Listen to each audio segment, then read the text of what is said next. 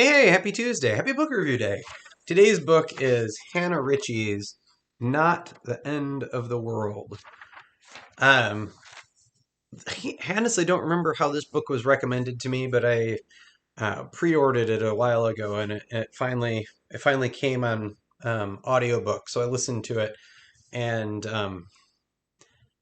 so I went in kind of with no expectation because I couldn't remember what it was about. And honestly, I didn't even know if it was fiction or nonfiction when I hit play. It is nonfiction, and basically the story, the the book, its focus is really being able to hold multiple truths at the same time in your mind. So she starts off the book talking about how the world is the best place to live that it ever has in terms of child mortality, mother mortality, food availability, water availability, all of these things. And yet we can also do better. There are still struggles. And so Hannah Ritchie is a climate environmental activist and researcher. And she's Scottish. She reads the audiobook, so she's got this lovely accent. And the book is very, very interesting. It'll be interesting to see what more people think about it because I feel like she's very reasonable in her approach in a way that maybe people wouldn't expect. And she makes arguments that are contentious probably to people on either side of the divide about whether you should eat meat or be a vegan or, plant-based diets or organic farming or, I don't know, whatever the traditional farming model is and that kind of stuff. And each chapter begins with some outlandish headline or quote that has been blown out of proportion. And she does a really good job of unpacking that quote and finding where it came from. And usually it's come from a research study or a speech by somebody who is very notable and well informed, but that quote has been taken out of context or adjusted, in a way that they never would have necessarily agreed upon using it. And, it's clickbaity, so it gets people to click on it and read that story or whatever and sell papers or magazines or clicks online or whatever you sell. And so she goes back and she looks at each of those claims, unpacks it. Is it true or not? And spoiler alert, every one of them is false.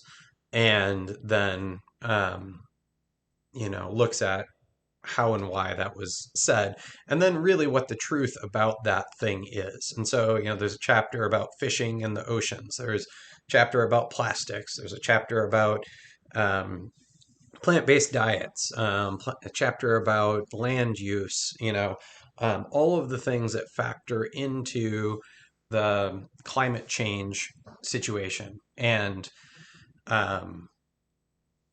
like I said, not everybody's going to like what she says in here. So, for instance, one of the things that really hit me in a weird way was, she talked about like buying locally is not necessarily the best thing for the environment. There are lots of reasons that you may buy locally from a farmer to help support them, and because you want to know where that food comes from, and you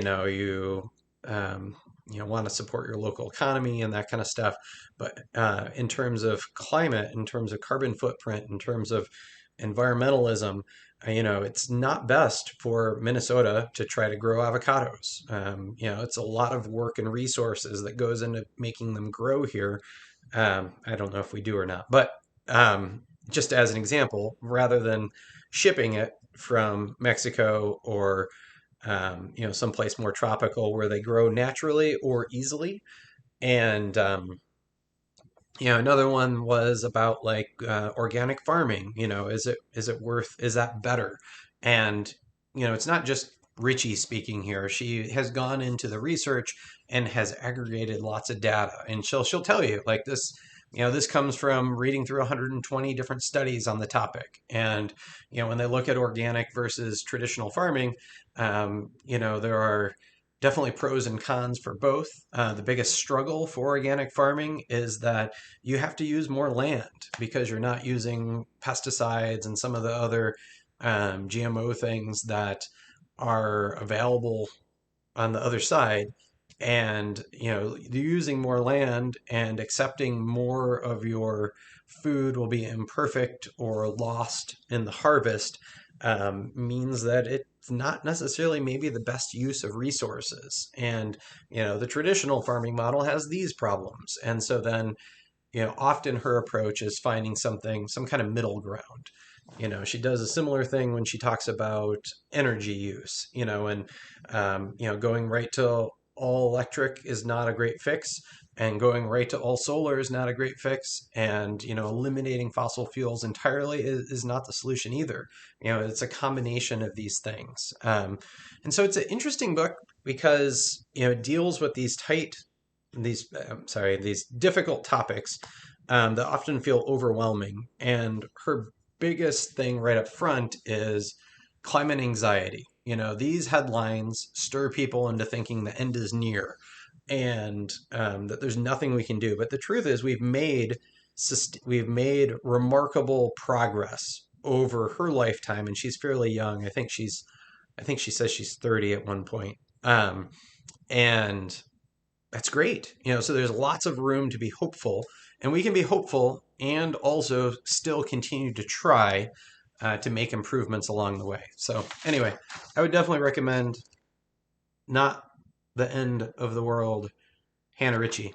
And I'll say I bought the audiobook, and I'm also going to buy the physical book because there are so many numbers and statistics and things that I want to go back to as well. So anyway, what are you reading? Always looking for recommendations. Let me know. Have a good one. Bye.